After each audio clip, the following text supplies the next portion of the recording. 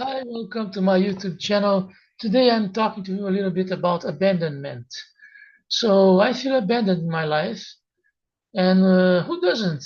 From the homeless to the King of England, everybody experiences once in their lives a certain abandonment. In my case, it is interesting because I felt abandoned by the psychologists. Those ones were supposed to be the most close to me, the closest to me, those ones who were supposed to understand me, those ones who were supposed to help me, to support me, the psychologists. But it is tragical because these very people, they were distant from my reality, and they actually promoted my isolation instead of solving it. They worsened the problem instead of bettering it. So this was one of the difficult things of my life, that the psychologists could not understand my psychological dramas, my psychological sufferings. So in psychoanalysis, you have this thing of finding the wishes people have. So you may have a certain wish for this or that, but the problem is that that may not be possible to be done according to the customs of your society. Then you do psychoanalysis to adjust yourself to your society so that it is possible to realize in your life the wishes you have, so that so that you don't need to have to lead a repressive life, so that you can enjoy freedom, so that you can have pleasure out of the desires, that you can feel satisfied. However, they say, although this is possible, a good life, a really pleasant life, a life with purpose and meaning, quite often that is considered impossible. Psychoanalysis is many times pessimistic. They don't see a good life of happiness and joy, a life of friendship and non-aggression, a life where we are happy, entertaining ourselves, liking ourselves, a life of peace. So quite often for psychoanalysis, this kind of thing is but a dream, impossible to ever be reality. And in my case, one of the problems was that I had weird wishes. I had weird wishes. For example, I wanted an arranged marriage. Is that really contrary to society, the customs of society? Is that really contrary? Arguable. So for many people in the West, uh, an arranged marriage doesn't sound very well. Okay, but if you examine mankind's history, it's quite common that this solution is applied. Many people throughout human history, they have arranged marriages. So was my wish really something wrong? Was I really damaging someone when I wanted to have an arranged marriage? I don't think so. I don't think so. It was more a mistake of these psychologists of not understanding my way of life, my way of having my expectations and wishes for my life. So it was very difficult for me. Very difficult because as I had a strange, weird wish, I had to work my emotions in order to have something more feasible, something more interesting, perhaps. Perhaps the best word to use here is interesting because, in the view of the psychologists, an arranged marriage is something so uninteresting that you are ill if you want that. So they labeled me as schizophrenic. For some reasons, perhaps the main reason was that I wanted an arranged marriage, which is so common even nowadays in many, many places in the world. In India, in Africa, in China, in the Muslim world, it's very common that people marry in this fashion, right? But it seems that perhaps this is not so well regarded in New York, for example, And that would be a reason I needed to work my feelings, I needed to work my life story, I needed to ponder better, I needed to develop a better way of life, a more healthy approach to life, you see, because an arranged marriage is what? Monotonous? Too much of a risk? What is the problem there? I cannot figure exactly what are they considering so pathological, so weird. It's not, right? Because I would say everybody bets when marries, because you never know the person perfectly. You never know the person to know to be able to predict exactly what this person will do in this or that circumstance, right? You never know this. So the difference between a marriage of love and a marriage of arrangement is not so distant, because in both cases the marriage is a bet, right? In a bet. For example, I would see my future wife 3 times and talk to her, and then the marriage would be decided. That would be in the East. In the West, it could be not 3 times, but perhaps 20, 30 times. So the difference is actually how many conversations you had before marriage. 2, 3, or 30, 50. So on the other hand, if I have a person who is arranged by my friends, I have the opinion of my friends, of my family, of the other family, or whoever. I have the opinion of these people that I am marrying a good person. You see, so anyhow, we have to bet in our lives. Anyhow, so for some people, they will have this kind of marriage for love. In my case, I was content about marrying a person arranged for me. Was that ill? That is the point. You may disagree. You may say, I never do that in my life. Okay, you may say that. I understand your point of view. Of course I do. But the problem is, why to be considered ill because of this kind of issue? What is ill in what I am doing? That is the problem. Why is that considered a symptom of schizophrenia? That is the problem.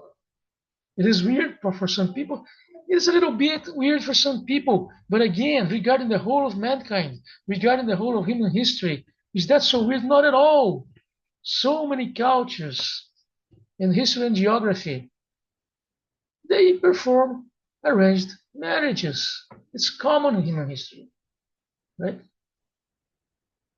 But it seems that as that is not the fashion in New York, then I am ill.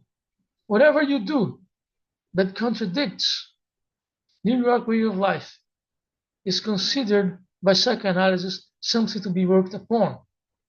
And it is cruel, because if you have not worked upon these things, you are an inferior person, a worse citizen, perhaps a more aggressive citizen, a worse person. If you do not work your emotions in a certain way that they consider necessary for all humans, if you don't work in that manner, you are considered a worse person. That's something to ponder about. Why is a person who has not undergone through psychoanalysis a worse person than one has gone there? What is the criteria? What are they talking about? So I'd like them to produce here someone they have abused, okay? Because unless we have here a woman I have abused, what is what is wrong with me? What have I done so wrong? You see?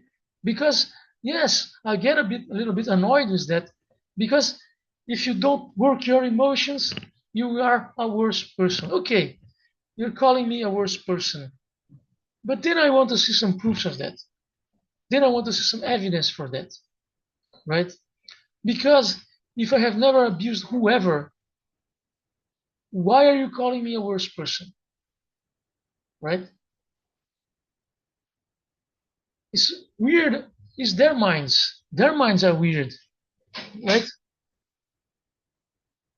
Their minds are weird.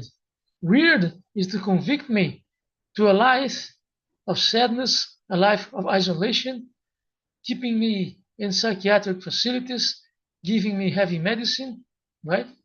Because it is weird, but it is somewhat was there all the time that I have weird wishes.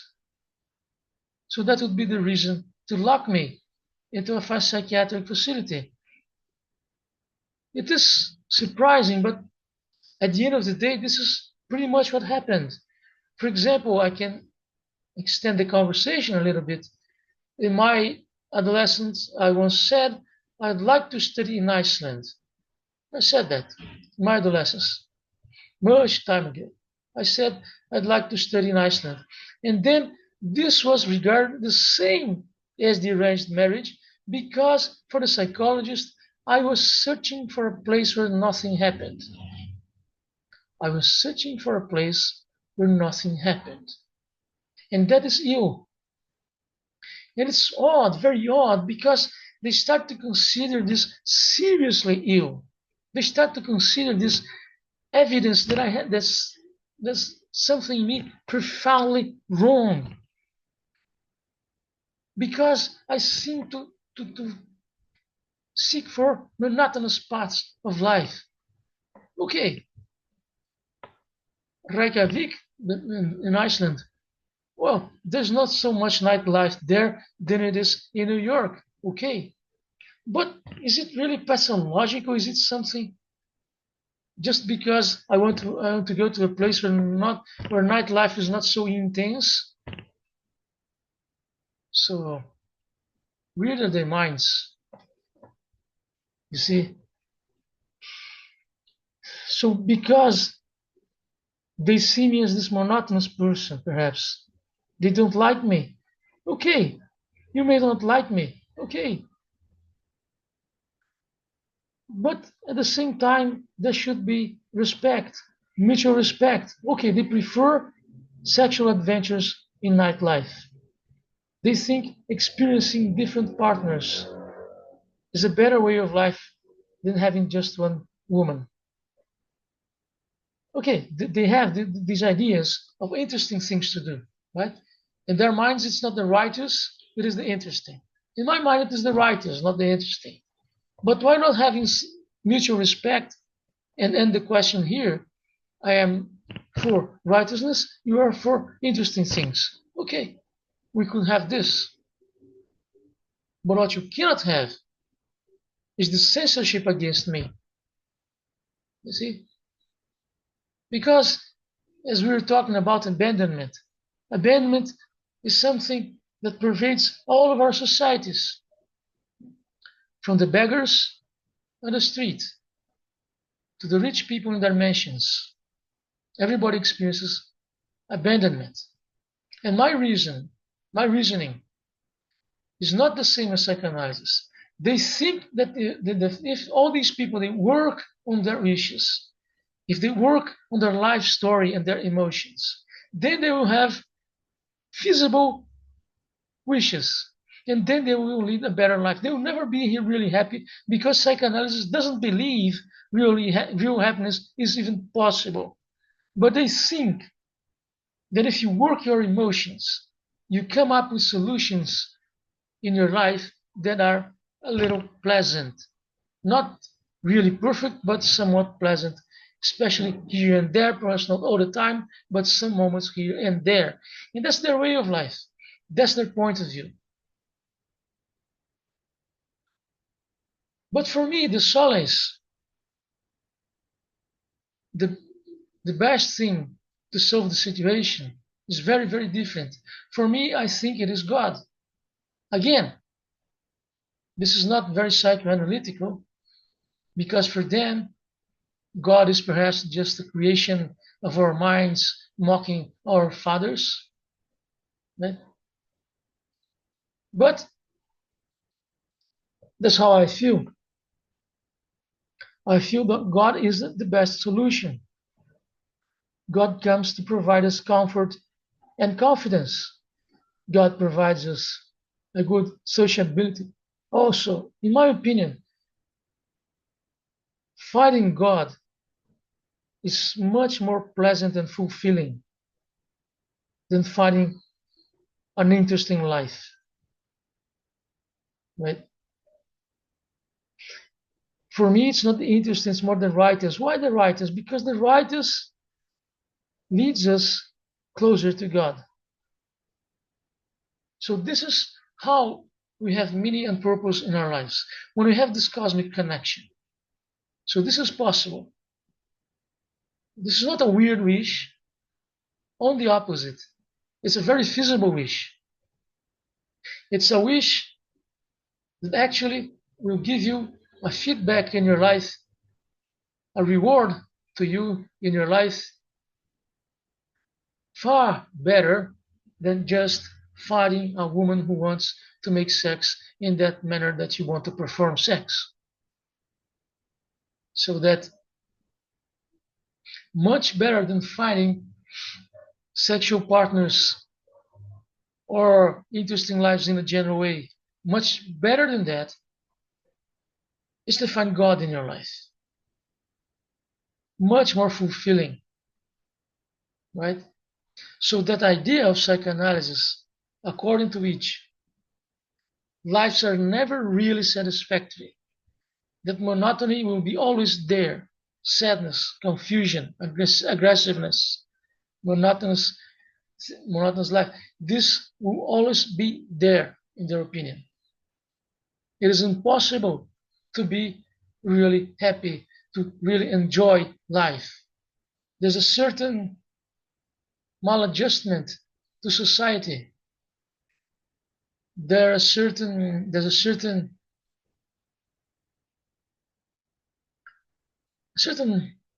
feeling that things will never really be perfect. A feeling that you are unsettled, a feeling that you are outside, a feeling that you are abandoned, whatever. There are these bad feelings that will accompany all your life, and there's not how to escape that. But there is how to escape that. It is God, right? And God for me is not a matter of faith, not really faith. God for me is something we experience. It is different for me. It's not having faith that Jesus will help me. It's not having faith that Jesus will enlighten me. I understand many people experience God in this manner, but for me it is a little bit different. For me, it's more like feeling a comfort, feeling a calmness that comes and fulfills my life. You see? So the solution for abandonment, in my opinion, is much more godly than psychoanalytical. I had this very bad experiences with these psychologists. They're very naive people. They're people who don't know very well what is the human existence. They're people who don't have really comprehensive studies on philosophy. Because if you are to study philosophy, you're going to see that having a cosmic connection will appear in ancient Greece, in India, in China, and perhaps elsewhere. A cosmic connection. Jesus could be seen as a cosmic connection, although Jesus is anthropomorphic and a little bit different from what I'm really talking here. But how can these people claim to be these authorities? How can these people claim that they understand humans in a better way than anybody else? How can these people claim all this authority? How can they claim that? They have not even studied philosophy. Greece, India, China, at least these ones. Why Weird. What's so weird? What is so wrong? Because it is a fantasy. God's a creation of man's mind. It doesn't exist. It is a fantasy. What is their point? What if I tell them I'm living well in this manner?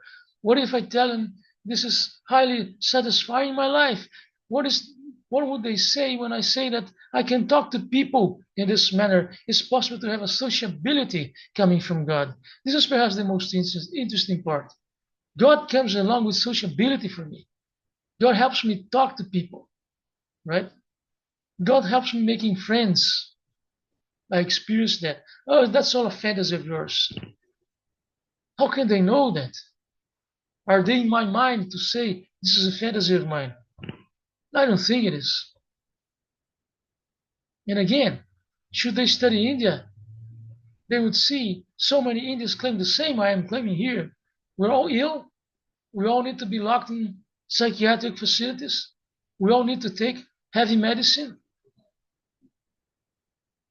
Right? Do you remember Buddha, the philosopher, the great philosopher Buddha? What did he say? He said you should not crave. Right? Oh, that is monotonous. You should not crave. That is monotonous. So Buddha is monotonous. So Buddha is ill. So they locked Buddha into a psychiatric facility. Because for Buddha, you should not crave for anything. And for them, craving is the very essence of life. What you crave for is what you need and what you provide satisfaction in life, even if in a moderate way. So Buddha's ill. Buddha's ill because he doesn't crave for anything, either for sex, either for fame, either for money. He doesn't crave. So he's ill because every human should crave for something. According to their way of life, according to the way they live their lives in Iraq or God knows where, for them, it's not palatable. Right, for them. But why don't they have the humbleness to say, I simply live my life in a different way, not exactly what they want for their lives, but in a different way, and I am not hurting anybody. If I live this way, if I am content this way, if I don't harm anybody, who are them to say I am wrong?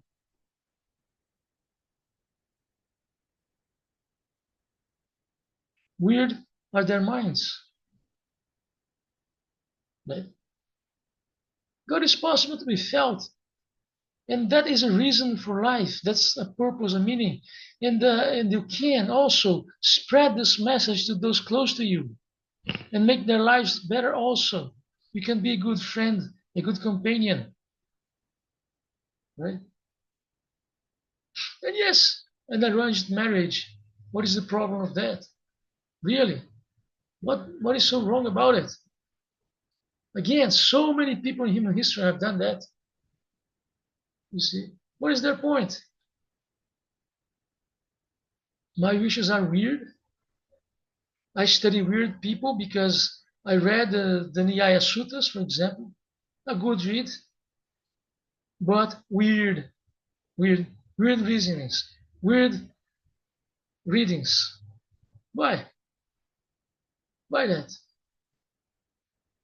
I was once with a psychologist, and I mentioned Zushi. Zushi happens to be a Chinese philosopher, and I like him. He didn't like it. He was nervous. He said he felt threatened. He felt very bad with the idea of talking about Zushi. Why did he feel like that? So uncomfortable. He felt uncomfortable, unsettled talking about Zushi. Why that? Again, Zushi is famous. Millions of people have read Zushi throughout history. Not only in China and Korea, Japan also. All these people are crazy. They're going to lock into psychiatric facilities all those who read Zushi. Oh, the problem is that you're trying to follow someone of a different culture. Is that the problem? again, again. So in Africa, if they follow Jesus, they should be locked also as mad people because African culture is different. Because for this reasoning, African culture is different from the culture of the Jewish people or Western culture. It is different. So they cannot follow Jesus because they are in a different context. What is the problem? Why can I follow? Why can I follow? Why can't I follow Zushi? Because that's something of another culture. What is the point? You see, it's odd because they have no point. They keep saying weird wishes because these wishes are monotonous. Weird wishes because these wishes, these philosophers you're reading, they come from different backgrounds.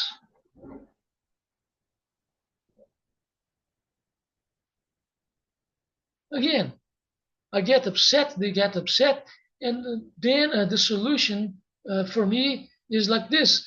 Well, prove me wrong. Then, if you all think I am so wrong, then prove me wrong. Provide here a woman that I have abused, for example. Prove me a bad person. Prove me a bad person because in the absence of a woman who says here I have abused her, you have nothing at all to convict me of this or that. Just because I have a different mentality. Right? And that's a problem of our world today that different cultures cannot coexist in peace. That's a problem of our world, and we need tolerance and understanding. And in my opinion, it is useless and even evil to say that the solutions for life of other cultures are wrong and the only correct culture in the world is yours. This is profoundly wrong. It happened to me, and it happens actually in West Asia nowadays. I'm not entering the question about the Iranian government being this or that, but it's possible to see the prejudice against Middle Eastern people in a general way. For some people, these peoples of the Middle East, they are even genetically inferior. Genetically inferior. It goes beyond the cultures. They are genetically inferior. You know, one of the reasons is they say, oh, in Iran, they don't lead a healthy life. Why not? Some would point because, for example, they have arranged marriages and the girls and the boys, they cannot marry who they love. They have arranged marriages. And that would be a reason to call them inferior, a reason to call them wrong. Right? There's so much more in the debate, but we could say that why are you considering Iranian people inferior? Oh, because their women don't have so much freedom. But again, this is the context of their culture. They organize their society in a different frame. Who are you to accuse them of this or that? Right? You're not there. You have not experienced their lives. You don't know very well what is Islam. You don't know very well what are the customs of Iran. So it's wrong to have all this prejudice, right? Other cultures have other customs. Me, I am a little bit different than what would be expected from a person who does psychoanalysis. But is it for whoever to censor me or the Middle Eastern people? No, it's not. We should have tolerance and understanding. So it's weird. It's weird because at the end of the day, what the psychologists had most to criticize about me was that I had monotonous wishes. Right? monotonous wishes. So wishes that would never fulfill my life. You see, wishes that would make me depressed. Right? So I am a monotonous person. I have never harmed anyone, but I am a monotonous person, and therefore I have to take this and that medicine to work better my feelings, to work better my wishes, and come about with something more interesting to do. Right? So, in short words, they don't know about God. They simply don't know about God. God is the most important concept in human history. God is the most interesting thing to study in mankind. And these people who claim to understand mankind, who claim to understand mental illness, and so much more, they don't grasp the idea of God. The most basic idea, they do not grasp at all. But they claim themselves to be the authorities. They claim themselves to be the ones who understand this world and human beings. They know, they understand. They know what is healthy and what is ill. They know what I should do and what I shouldn't do. They know just as everything. So they have the monopoly of knowledge. And people in West Asia, they are genetically inferior. And that's the reason they should be bombed. It's not because the government of Iran is a little bit more strict on Muslim rules. No, no. At the end of the day, the Iranian people is inferior, right? And so am I. I am worse. I am inferior. Why? Because I do not abide to the customs of New York or other Western places. Monotonous, right? I was labeled a monotonous person, and oddly enough, this was reason to do so much things in my life, so much suffering, without any evidence that I ever done something wrong to a woman or to whoever. No evidence whatsoever. But as I said in my adolescence, I'd like to study in Iceland. That was considered weird. That was considered weird, right? As odd as it may seem. Okay, you may not agree with me, I know, but in this channel, I am here to speak sincerely. I am here sharing my life openly to my viewers. Please continue to follow me. Bye bye for now.